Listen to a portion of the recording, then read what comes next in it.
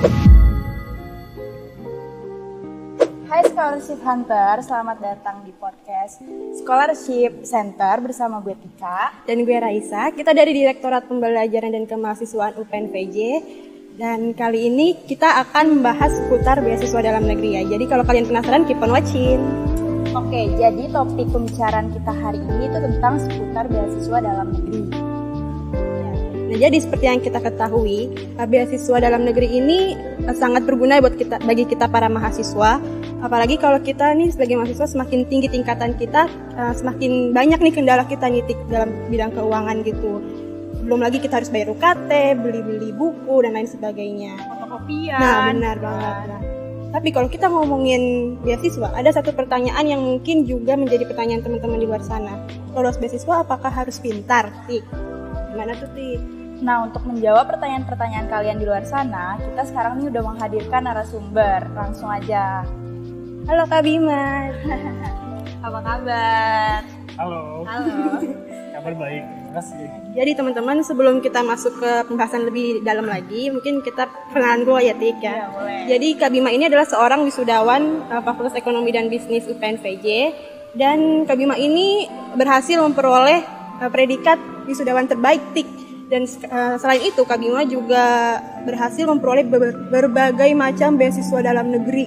Keren banget ya sih? Gak sih itu kan? Keren Pasti banget. banyak banget di luar sana yang terinspirasi terus pengen gitu sama kayak Kak Bima. Betul banget nih. Mungkin bisa sharing-sharing dulu nih Kak Bima. Ya, Gimana nih caranya Kak Bima bisa memperoleh beasiswa dalam negeri? Kalau nggak salah ada 3 ya Kak Bima ya. Ada Genbi, ada beasiswa Bluebird dan PPA. Itu gimana tuh Kak Bima buat mendapatkan beasiswa tersebut? Apakah Kak Bima harus tetap mempertahankan IPK-nya atau gimana nih Kak? tips and tricksnya. Tips and trick. Kalau misalnya untuk mendapatkan beasiswanya dulu kali ya. Jadi kalau misalnya ini sebetulnya ada 3 faktor sih yang dilihat. Yang pertama itu pasti IPK. Jadi kan masing-masing beasiswa itu biasanya punya IPK itu minimal 3 biasanya. Kalau untuk beasiswa Bank Indonesia sendiri itu 3,2. Jadi memang kalau misalnya dari segi pendidikan, maksudnya nilai itu jadi tolak ukur gitu kan. Yang kedua sebetulnya bisa dilihat dari keaktifan. Jadi ketika misal ada 100 orang yang IPK-nya 3,5 sama-sama apply, ya kan? Tapi kuotanya hanya 50 orang yang diambil. Terus mereka akan lihat dari apa? Faktor yang lainnya. Faktor yang mereka akan lihat itu bisa dilihat dari faktor keaktifan organisasi gitu. Keaktifan organisasi itu baik yang kalian saat ini misalnya contoh kan kalian aktif di BEM atau kalian aktif di himpunan mahasiswa ataupun organisasi kecil yang ibaratnya kalian buat sendiri di kampus. Itu jadi salah satu pertimbangan. Sama juga keaktifan kalau misalnya kalian itu ikut lomba keluar, itu juga sebetulnya jadi salah satu perhitungan untuk buat memperoleh beasiswa. Keaktifannya itu jadi bukan hanya dari segi kegiatan tapi juga dari segi prestasi juga. Terus yang ketiga, memang faktor ketiga bisa dilihat dari segi ekonomi. Jadi kalau misalnya ekonomi kalian memang kurang mampu, ya akhirnya chance-nya bisa lebih besar gitu. Tapi bukan berarti ketika beasiswa itu harus diprioritaskan untuk mereka berekonomi. Oke, berarti tadi balik ke pertanyaan pertama. Ini kayaknya udah kejawab nih, Tik. Jadi apakah beasiswa itu harus pintar? Sebenarnya mungkin kata pintar di sini kurang tepat ya Kak Bima, tapi lebih ke apakah beasiswa itu layak untuk diberikan kepada mereka gitu kan ya. Karena menurut aku pribadi nih ya, kalau untuk kata pintar itu relatif. Kadang ada orang yang pintar di bidang akademik tapi dia tidak pintar di bidang non-akademik. Jadi mungkin dia harus lebih menyesuaikan diri dia untuk memperoleh beasiswa tersebut ya. Begitu nih. Yes, menyesuaikannya tapi kayak gimana? Oke, kalau misalkan kita merasa kalau kita pintarnya lebih ke bidang akademik, kan beasiswa itu nggak semuanya untuk yang pintar di akademik aja kan, tetapi juga ada beasiswa yang mungkin dia untuk terbuka untuk orang-orang yang pintar di non akademik, mungkin kayak beasiswa untuk mereka yang juara esai, terus juga mereka yang mungkin juga ahli dalam bermain futsal, itu ada tuh beasiswa futsal tapi aku lupa, aku pernah baca. Dan mungkin hafiz Al-Quran, Masya Allah kan tuh ada tuh. Nah, makanya tuh. Nah, Gimana ya Ti? Tapi ada nih Kak, teman aku nih ya, ini real story. Jadi itu teman aku ada yang mungkin dia ini putus kuliah Kak. Dia putus kuliah karena dia kendala di ekonominya, dia nggak sanggup membayar UKT gitu kan istilahnya. Nah, tapi sebenarnya kalau masalah ekonomi tadi baik lagi kan, kita harus mencari beasiswa itu solusinya. Tapi dia tuh minder duluan Kak, karena ya itu tadi perspektif itu, karena dia merasa kalau bahwa beasiswa itu hanya untuk orang pintar. Nah tuh Kak, gimana tuh kalau tanggapan Kakak? Oh, pasti prihatin juga sih kalau misalnya ibaratnya memang ada yang mengalami hal seperti itu ya gitu ya. Maksudnya sebetulnya kalau misalnya memang pendidikan itu jadi salah satu prioritas utama mereka, segala cara sebetulnya harusnya kita bisa cari gitu kan. Ya tadi kalau misalnya memang kita nggak bisa dari segi ekonomi ya kita buktikan lewat faktor. Dia kan berarti udah qualified di salah satu faktor kan. Ekonomi nggak bisa, ya berarti dia coba dong tunjukin memang kualitas kualitas dirinya itu baik dari segi akademik, terus baik juga dari segi organisasi. Akhirnya kan chance dia untuk bisa mendapatkan beasiswa juga ada gitu. Oh iya, tadi kan pertama kalau misalnya IPK itu harus bagus. Nah kakak sendiri tuh berarti dari awal maba itu berarti udah mentargetkan untuk mendapatkan beasiswa, apa bagaimana tuh? Sebetulnya awalnya itu karena ada PPA kan. Jadi sebetulnya awalnya masuk di kampus UPN itu intinya gak mau jadi mahasiswa biasa aja gitu. Maksudnya ya pengen lah, maksudnya lulus dengan beberapa kegiatan yang bisa dicapai gitu kan. Karena waktu kita jadi mahasiswa itu singkat banget, cuma 3,5 tahun atau 4 tahun gitu kan. Normalnya ya ada ini 5 tahun sampai 8 tahun mungkin kan. Tapi kita bilang rata-ratanya 4 tahun lah ya. Dalam waktu 4 tahun itu banyak banget kegiatan yang ibaratnya kalian bisa ambil gitu. Misalnya kalian kan berkenalan pelajar, kadang requirement yang harus diberikan sama penyelenggara itu kalian mahasiswa. Yang kedua, kalau misalnya kalian pengen apply sesuatu, requirement-nya adalah jadi mahasiswa. Jadi memang pengen memanfaatkan momentum itu sebaik mungkin gitu, dari awal pertama kali masuk. Dan akhirnya ketika pas ada momentum, ada open beasiswa, dan kemudian sebelum ada open beasiswa sebetulnya udah persiapkannya itu kayak pengen ikut lomba gitu. Jadi karena memang udah ada ibaratnya keinginan niat dari awal gitu. Dari awalnya itu bukan share beasiswanya gitu sejujurnya. Lebih kayak pengen aktif gitu. Pengen aktif tapi di bidang misalnya kayak pengen lomba dong, gue pengen lomba-lomba yang memang ibaratnya hanya terbuka buat mahasiswa. Karena kalau misalnya kalian bandingin yang lomba yang terbuka buat mahasiswa S1 itu kayak banyak banget kan. Dan ketika kalian udah lulus, kayak ibaratnya gue sekarang udah lulus gitu, gue pengen ikut lomba lagi ya ada, tapi kan berapa banyak gitu lomba yang terbuka untuk masyarakat umum dengan kalian yang ibaratnya masih mahasiswa. Jadi memang benar-benar memanfaatkan si momentum tadi. Terus sama ini sih, tadi juga yang kedua itu keaktifan organisasi, itu juga menjadi salah satu indikator gitulah, maksudnya penunjang jatuhnya gitu.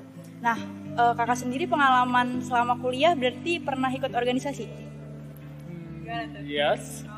Kebetulan kalau misalnya ini jadi ketua generasi beasiswa Genbi, yang generasi baru Indonesia yang beasiswa Bank Indonesia untuk periode pertama di UPN, yang kedua juga sebagai ketua di BI Corner UPN Veteran Jakarta di periode pertama juga, dan itu waktu itu kebetulan di waktu yang bersamaan. Dan waktu itu lebih banyak juga kegiatan di luar organisasi. Tapi sebetulnya yang paling menarik dari kegiatan organisasi itu kita ketemu sama teman-teman, sama belajar barengnya gitu loh.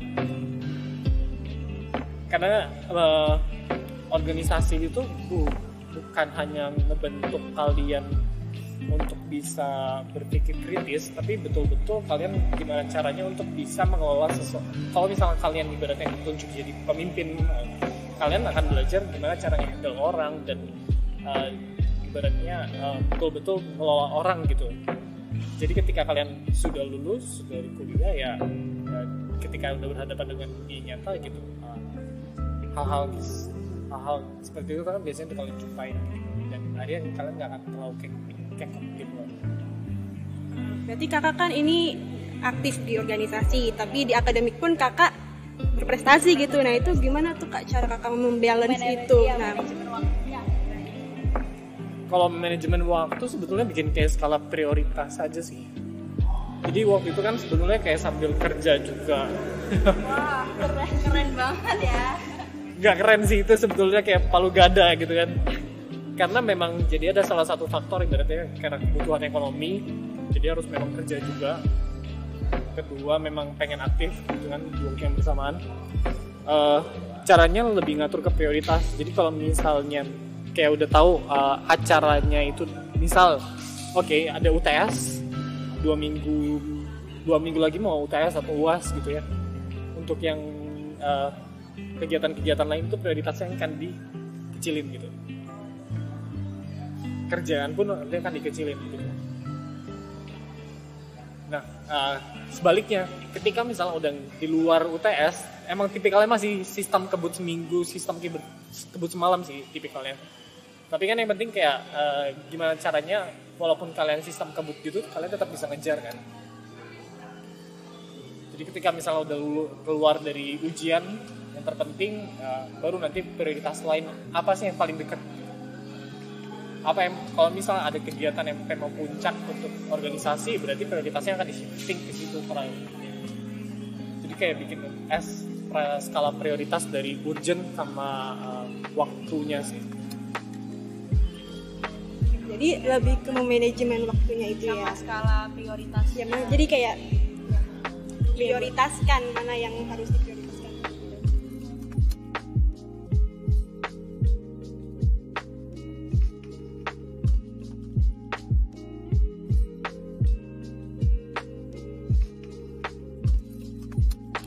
Jadi Kak Bima, kita tuh sebenarnya udah sempat membuka Q&A nih Kak di Snapgram BEM UPN-PJ. Ada beberapa pertanyaan dari teman-teman yang mungkin bisa Kak Bima jawab ya Kak. Nah, kita langsung aja masuk. Sebenarnya banyak, tapi kita udah pilih 5 sih pertanyaan. Terbaik. Lima terbaik. Oke. Pertanyaan pertama. Kenapa?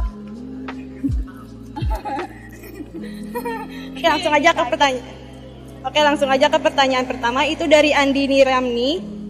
Ya, dia bertanya, berkas beasiswa paling susah yang pernah kakak lakuin tuh apa?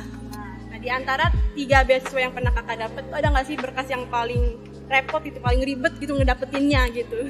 Beasiswa yang nggak pernah didapat. Oh, berarti kalau misalnya beasiswa nggak pernah dapat tuh berkasnya biasanya kendalanya malah di berkasnya.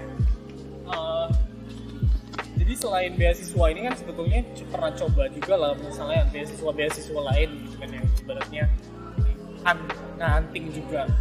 Yang paling susah ya berarti yang nggak didapat gitu.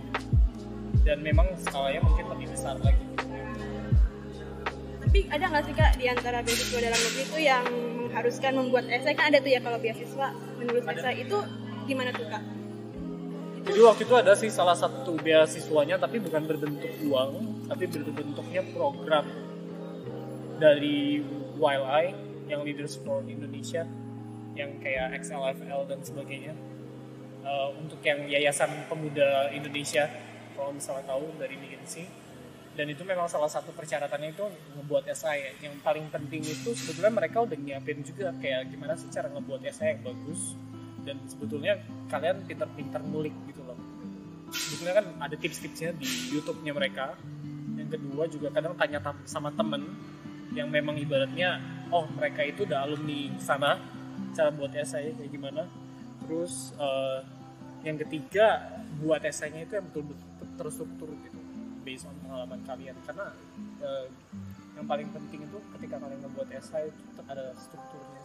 Tadi kan syarat dari untuk mendapatkan beasiswa juga ada yang bikin esai. Nah, itu esainya biasanya buat esai itu ada persyaratan dari beasiswanya kah? Ada temanya atau memang bebas? Kadang memang ada pertanyaannya sih. Jadi memang ada spesifik yang pertanyaan misalnya kayak kalian 5 tahun lagi mendatang pengen apa atau kalian apa sih tantangan yang pernah kalian hadepin. Kalau misalnya waktu itu yang masuk gitu yang di YLI itu salah satunya itu lebih ke challenge gitu kan. Challenge apa sih yang terbesar yang pernah dihadapin? Dan di sana tuh sebetulnya bukan cuman kita mendeskripsikan challenge-nya aja gitu. Jadi betul-betul mendeskripsikannya secara terstruktur. Jadi salah satu struktur di SI itu yang waktu itu dipakai sih STAR. Jadi situation, task, action sama result-nya apa. Jadi situation kalian ngejelasin situasi apa sih yang memang ibaratnya kalian waktu itu sedang hadapin. Kemudian tasknya apa, challenge-nya gitu. Dalam situasi itu tantangan apa sih yang harus kalian solve gitu. Contohnya kalau misalnya mungkin contoh nanti ya. Terus action adalah tahapan-tahapannya. Jadi aksinya kalian jelasin tahap 1, tahap 2, tahap ketiga kalian ngedapetin itu kayak gimana. Dan yang terakhir adalah result-nya gitu. R. Jadi itu sebetulnya salah satu framework atau pola yang waktu itu dipakai untuk bikin esai. Jadi kan orang biar ngebacanya itu kayak terstruktur gitu. Seberapa poinnya tuh berapa besar sih kalau esai itu? Sebetulnya tergantung dari beasiswa itu sendiri sih. Tapi kalau misalnya waktu itu esai itu jadi salah satu pertimbangan yang gede gitu. Maksudnya selain dari pengalaman mereka, karena kan mereka pengen tahu gitu kan pola berpikir kamu dan keunikan impact kamu itu dimana, salah satunya itu lewat esai gitu. Jadi kalau misal pada saat seleksi itu jadi salah satu menurutku sih jadi bobot yang gede. Sama tadi itu kan ada kakak pernah mau mengikuti beasiswa yang hadiahnya itu bukan uang tetapi program. Nah setelah menang itu maksudnya programnya dijalankan atau gimana kak? Jadi kalau misalnya yang di sana itu bukan bentuknya, maksudnya kita menjalankan program gitu sih. Jadi ada perusahaan namanya McKinsey, mereka itu bikin salah satu beasiswa dalam program kepemimpinan dibilangnya, ya kan? Nah terus kita nanti akan ada 3 forum diantaranya. Mungkin yang paling penting itu di antara forum-forum itu tuh kita jadi kayak ketemu memang leader-leader yang lebih berpengalaman gitu. Karena kan memang fokusnya mereka adalah menyiapkan leaders yang lebih bagus dan lebih matang untuk Indonesia ke depannya. Jadi salah satunya di forum-forum itu kita ketemu sama Ibu Mari Eka Pangestu, terus founder dari Prelo ataupun leaders lain yang mereka masuk ke Forbes 30 dan sebagainya. Dan itu sebetulnya jadi salah satu forum diskusi antara kita dengan mereka yang matang. Jadi selain forum di antara, jadi kan ada forum 1, 2, dan 3. Di antara forum tersebut itu kan ada jeda. Di antara jeda itu nanti akan ada project juga yang dijalanin kalau di YLI. Di YLI itu jadi ada project, kalau misalnya yang 1 sampai ke 2 itu projectnya atas inisiasi sendiri. Yang kalau misalnya project forum kedua, ketiga di SLA itu kita di-assign dengan satu company gitu. Memang lebih untuk kayak seperti apa ya, dibilangnya mungkin kayak seperti konsultan gitu lah. Jadi walaupun hadiahnya bukan uang tapi pengalamannya tuh bener-bener kesempatannya tuh besar kak. Maksudnya kesempatannya tuh buat ketemu orang-orang yang hebat gitu ya. Belajar langsung dari orang-orang yang ketemu langsung itu sih. Oke. Pertanyaan kedua. Langsung masuk aja ke pertanyaan kedua.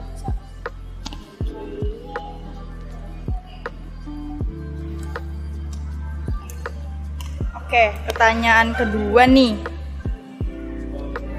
Pertanyaan kedua itu seberapa penting sih kemampuan bahasa Inggris mempengaruhi beasiswa? Menurut kak gimana tuh? Kayaknya kalau misalnya untuk beasiswa yang pernah saya masukin gitu yang keterima, itu mereka nggak terlalu melihat dari faktor bahasa Inggrisnya sih sebetulnya. Kecuali kalau misalnya memang kalian apply-nya untuk beasiswa yang di luar negeri gitu. Dan itu baru berarti jadi salah satu indikator yang penting. Langsung mungkin akan pertanyaan. Jadi sebenarnya bahasa Inggris itu buat beasiswa dalam negeri nggak terlalu menjadi faktor utama ya, teman-teman. Jadi langsung aja ke pertanyaan berikutnya dari Lauren. Tips menghadapi wawancara beasiswa. Gitu. Soalnya kan pasti teman-teman di luar sana tuh banyak banget yang ketika menghadapi beasiswa langsung blank, buyar gitu. Berdoa. Berdoa guys. Berdoa. Yang kedua, Ininya supaya meyakinkan kita tuh layak gitu untuk mendapatkan beasiswa tersebut. yang paling penting sih tahu tentang diri kamu sendiri juga sih. Oh, jadi kadang pertanyaannya tentang kampus sendiri gitu. Tentang diri kamu sendiri. Oh, tentang diri sendiri. Jadi mungkin ini kali ya tentang kelebihan kita gitu. Ya, contohnya bisa kelebihan dan kekurangan, tapi kan maksudnya betul-betul lebih memahami kalian itu mungkin berbakatnya di area apa, kemudian kalian sukanya di apa, kemudian kalian kedepannya pengennya jadi kayak gimana dan sebagainya. Jadi betul-betul memang memahami gitu jati diri kalian itu kayak gimana, itu yang paling penting. Yang kedua ya, yang pertama ya tadi berdoa sih paling penting. Jadi yang terpenting itu kalian harus tahu dulu nih tentang diri kalian sendiri tuh kayak gimana, kelebihan dan kekurangan diri kalian. Dan jangan lupa berdoa. Ya, jangan lupa berdoa. Biar nggak ngeblank. Oke, pertanyaan terakhir nih ya kak, dari Ines Inosentia. Pengalaman apa saja sih yang kakak terima ketika mendapatkan beasiswa? Terus yang paling penting apa saja benefit? Oke, ini tadi ya. Pengalamannya banyak. Jadi selain dari pasti materi gitu kan, ya siswaan biasanya memang memberikan dalam bentuk uang, tapi ada juga beasiswa yang waktu itu diikutin bukan dalam bentuk uang gitu kan. Jadi yang paling penting itu sebetulnya memori mungkin. Kalau misalnya udah lulus, sebetulnya yang paling dilihat berkesannya sebetulnya memori sih. Jadi memori tentang pada saat kalian ngejalanin beasiswa tuh it's something special and unique aja. Bukan kebanggaan tapi kayak unforgettable moment aja sih. Memori buatnya susahnya perjuangannya gitu kan, perjuangannya kan. Maksudnya benar-benar memori ketika kalian mulai dari apply, terus kalian harus ngurusin berkasnya, terus ketika misalnya udah masuk kegiatannya itu ngapain aja gitu kan, terus teman-temannya, keseruannya itu kan sebetulnya jadi salah satu yang sebagai berarti kita melewati masa-masa muda yang paling seru sih. Ketemu orang-orang baru. Mungkin kelihatannya kayak main-main gitu kan, tapi ya itu ibaratnya jadi kayak kita beranggapan kalau misalnya hal yang berbau akademik kayak gini ya jangan dilihat kaku aja. Kadang kan walaupun karena yang paling penting kan ketika kalian apply kegiatan organisasi atau apapun ya nggak semuanya organisasi gitu kadang kaku gitu kan orangnya. Bahkan ketika beasiswa pun orang-orangnya pun nggak tentu kaku gitu. Yang bahkan kalian tuh bisa ketemu sama teman-teman yang bisa ibaratnya seklop sama kalian, seirama sama kalian, dan akhirnya it's very good for you actually. Jadi yang paling penting sih sebetulnya nggak bisa dilupain memori sih. Mungkin satu pertanyaan lagi kali ya Ti, kita pilih. Ini pertanyaan orangnya ada beberapa orang nanya. Ya, kita pilih lagi ya. Ada nih kak yang tanya, apa sih yang ngebuat kakak berbeda atau apa keunggulan atau kelebihan kakak yang nggak dimiliki oleh orang lain? Wah, menyebutkan kelebihan sendiri. Sebetulnya nggak ada, honestly. Jadi sebetulnya kan sebagai kayak kamu punya kelebihan, kamu juga punya kelebihan gitu kan. Kayak semua orang tuh pasti punya kelebihan masing-masing. Tapi gimana caranya? Ya kamu yakin aja kalau misalnya kelebihan kamu itu emang kamu bisa tonjolin gitu. Jadi ya sama aja kayak sidik jari gitu kan. Sidik jari setiap orang kan pasti beda-beda gitu. Everyone is special actually. Kayak semua orang tuh punya keunikannya masing-masing gitu. Dan ibaratnya gimana caranya kita bisa stand out aja dengan kelebihan itu. Jadi jangan pernah ngelihat kelebihan orang lain, tapi kalian lupa dengan apa yang sebetulnya kalian punya. Gitu. Bener, Titik. Bagus kata-katanya. Iya, bagus. Jangan sampai kalian menutupi kelebihan kalian karena kalian melihat kelebihan orang lain. Karena nih ya saya, kadang tuh ada orang yang sebenarnya dia tuh punya kemampuan, dia punya kelebihan, punya potensi, tapi terkadang dia nggak yakin sama dirinya sendiri. Bahkan itu tuh sering banget, bahkan minder jadinya. Padahal dia tuh sebenarnya bisa, orang lain tuh bisa ngelihat potensi dia, tapi dia sendiri nggak yakin kayak gitu sih. karena terlalu melihat orang lain tuh kayak wah banget, padahal dirinya tuh sebenarnya mampu kayak gitu sih. Mungkin ada 2 kata aja sih, belief, percaya sama mulai Dari sekarang. Percaya sama ibaratnya apapun yang kalian punya, mulai dari ujung rambut sampai ujung kaki kalian ya. Terus yang kedua, mulai dengan apapun yang kalian punya. Jangan, walaupun ibaratnya gue nggak punya ini, tapi ibaratnya kalian nggak ngelangkah apapun, nggak ada ibaratnya apapun yang kalian achieve. Intinya jangan takut gagal lah ya kayak. Yes. Berani mulai. Jadi kalau niat doang tapi Gak dimulai. nggak dimulai kayak kapan kan? gue gak punya ini nih, gue gak punya ini, gak mulai kayak gitu sih. Oke teman-teman, jadi seru banget ya kita ngobrol sama Kak Bima. Sampai gak kerasa udah lama nih kita ngobrol nih kan. Makasih buat Kak Bima yang udah menyempatkan dan udah mau sharing-sharing nih sama kita ya kan. Pengalamannya luar biasa banget, orangnya baik banget. Maksudnya mau gitu sharing-sharing gitu kan, nyeritain pengalamannya tuh kayak gimana, terus apa aja yang udah didapat, benefitnya, dan udah ngejawab juga, semoga menjawab pertanyaan-pertanyaan di luar sana yang kepo gimana tuh caranya. Nah terus oke nih, Scholarship Hunters, tadi kan kita tuh udah ngobrol-ngobrol seputar beasiswa dalam negeri. Nah, buat kalian yang termotivasi dan lagi cari-cari informasi beasiswa, kita tuh punya solusinya. Karena nanti sehabis ini kita akan nge-share beberapa kumpulan info beasiswa dari dalam negeri ini sendiri. Nah, nanti stay tune aja di IG BEM-nya. Jadi kalian bisa ngecek ya abis ini. Terus apa lagi tuh, Sa? Nah, terus juga buat kalian yang penasaran juga sama beasiswa luar negeri, don't worry, be happy. Karena kita juga punya solusinya. Kita bakalan mengadakan webinar tentang beasiswa luar negeri. Di sana kita akan mengupas tuntas nih tentang seputar beasiswa luar negeri. Jadi juga stay tune di IG BEM UPN VJ. Mungkin terakhir sih ini saya dari Kak Bima buat pesan buat kalian di luar sana gitu yang mau dapat beasiswa gitu Kak. Kayaknya dari tadi udah banyak pesan sih sebetulnya. Kuncinya be proaktif aja sih.